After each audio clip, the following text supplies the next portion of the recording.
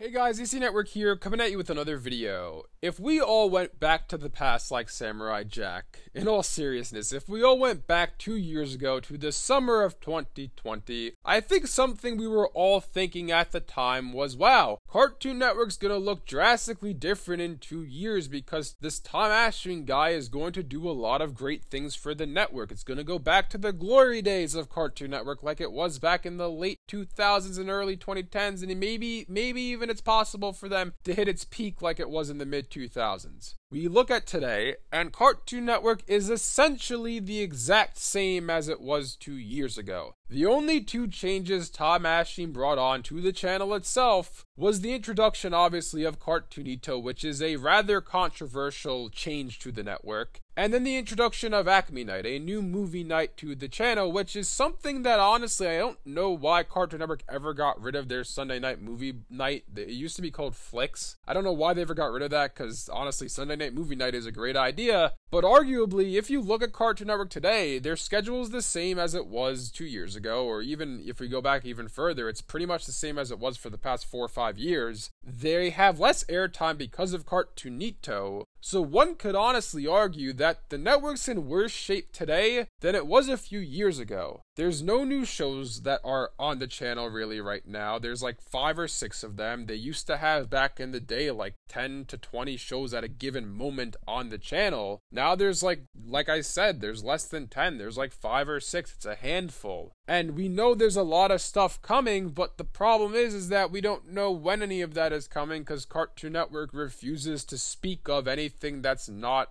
out right now, which is, I talked about this recently in a video. I'll leave that up in the card above, but that's a whole nother story. It's a weird situation with the network that they don't like to market and they don't like to tell their fans what's going on, but that's besides the point. That's, if you want to hear me go in depth about that, I'll check out that video. But what is the status of Cartoon Network today as a brand, as a channel? Because honestly, I'm a bit confused if Cartoon Network knows what their current status is. I feel like Cartoon Network right now is in such a state of flux, partially because of the recent merger with Discovery becoming, now it's, instead of Warner Media, it's now Warner Brothers Discovery. I feel like that's part of the reason why Cartoon Network doesn't know exactly what their future is. But at the same time, when they were being run by AT&T under the Warner Media umbrella, it wasn't much different. I feel like them as well, they didn't really know what they wanted to do with Cartoon Network. They've been sitting on this library of shows for years now. They've been sitting on all of these classic series that started airing on Cartoon Network back in 1996 when the channel first came out. And they haven't done anything with these franchises. They've just been sitting there rotting, collecting dust on the shelf. That's not the way you keep a brand alive. That's the way you kill a brand.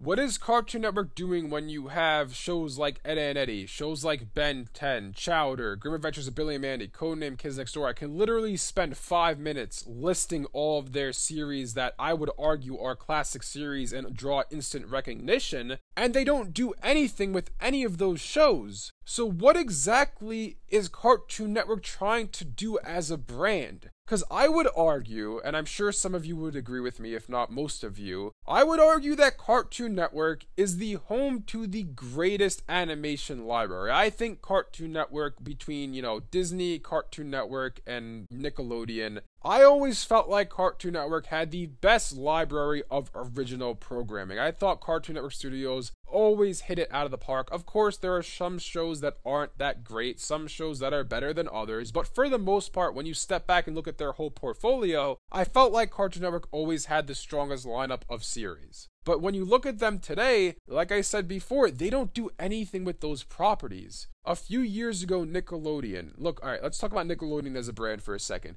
A few years ago, they made a new Invader Zim movie. They made a new Hey Arnold movie. I believe they did something with Rocko's Modern Life as well. They were doing stuff with their old properties because they realized there's a market there. They're trying to keep their brand alive. Another thing they've done is they've released Nickelodeon All-Stars Brawl, a fan fighting game with these classic characters in there, again, celebrating their history and keeping their old franchises in name alive. I know that Warner Brothers is coming out with multiverses, and in a way that will do the same thing for some Cartoon Network franchises, but my point is that Cartoon Network doesn't do anything to keep their brand alive and to expand it going forward. Whenever a show ends, they kind of just forget about it and just leave it off of the channel forever. I know they have reruns here and there, they'll have an episode of regular show, an episode of Chowder, but that's not the way you keep your brand alive. If you ask a kid today, hey, do you know what Chowder is?